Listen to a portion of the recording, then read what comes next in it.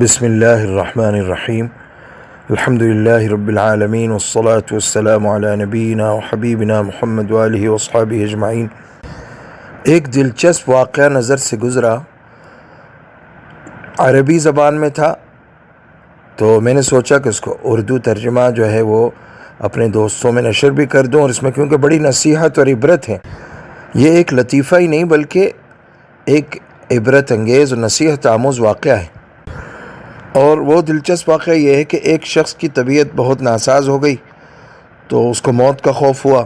بیوی سے کہنے لگا کہ مجھے ڈر لگ رہا ہے، شاید میرا وقت آ گیا، تم ایسا کرو کہ ڈاکٹر کو فون کر کے بلاؤ۔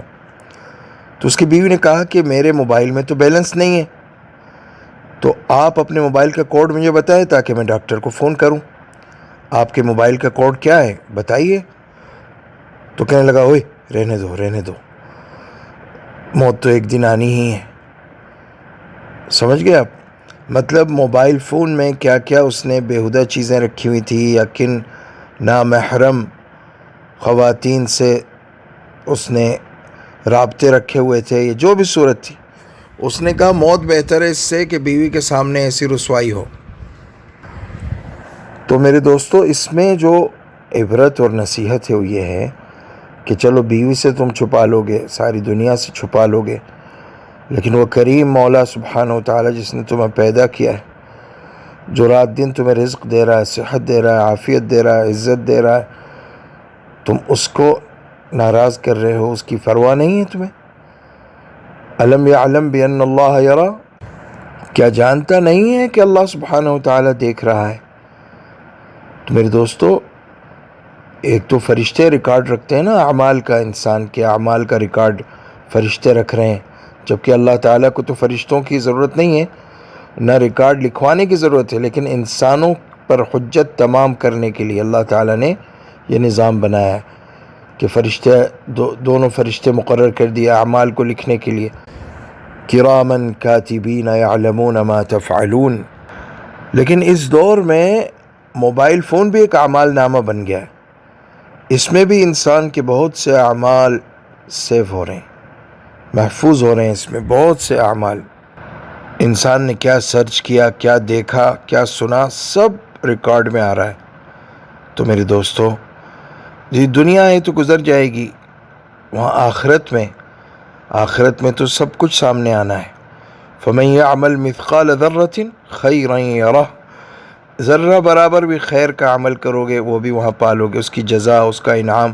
وَمَن يَعْمَلْ مِثْقَالَ ذَرَّةٍ شَرًّا يَرَهُ، جس نے ایک ذرے کے برابر بھی شر کی ہوگی، وہ شر بھی وہاں سامنے آ جائے گی۔ برا عمل، برے اعمال، برے اقوال، ہر چیز سامنے آنی ہے۔ لہٰذا میرے دوستو، بس اللہ والوں کی صحبت اختیار کرو، علماء ربانیین کی صحبت اختیار کرو، تقوی والوں کی صحبت اختیار کرو، اور تنہائی کے وقت میں عبادت، تلاوت، ذکر اور دعا کا معمول بناؤ۔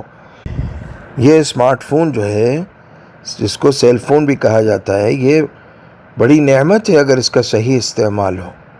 اگر اس کا استعمال غلط کیا تو دنیا میں بھی اس کے برے نتائج ہیں اور آخرت میں بھی۔ اللہ سبحانہ و تعالی مجھے بھی اور ہم سب کو اللہ تعالی تقوی نصیب فرمائے۔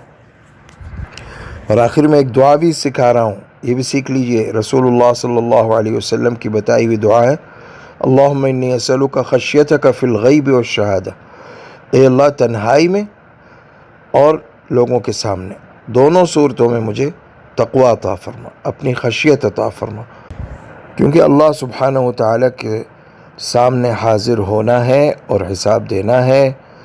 لہٰذا اپنے اعمال کو درست رکھو، اپنا محاسبہ کرتے رہو، اللہ سے تقوی مانگو، مانگنے والا محروم نہیں ہوتا۔ وآخر دعوانا ان الحمد للہ رب العالمین۔ محمد عبداللہ المدنی البرنی غفر اللہ لہ۔